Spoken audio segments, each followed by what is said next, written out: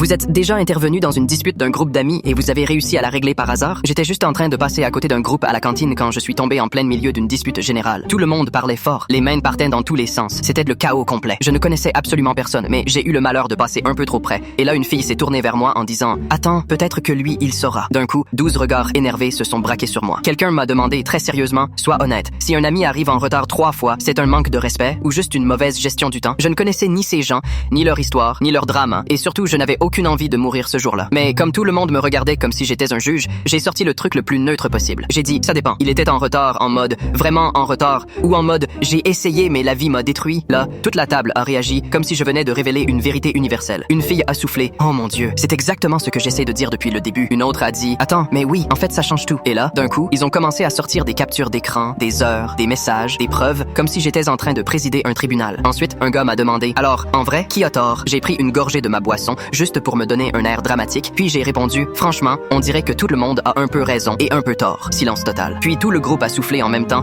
comme si je venais de les libérer d'une malédiction. Une fille m'a tapé sur l'épaule et m'a dit, tu es le thérapeute de l'amitié dont on ne savait pas qu'on avait besoin. Une autre m'a demandé si je pouvais revenir le lendemain, parce qu'ils se disputaient souvent. Et le plus fou dans tout ça, c'est que je ne connais toujours pas leur prénom.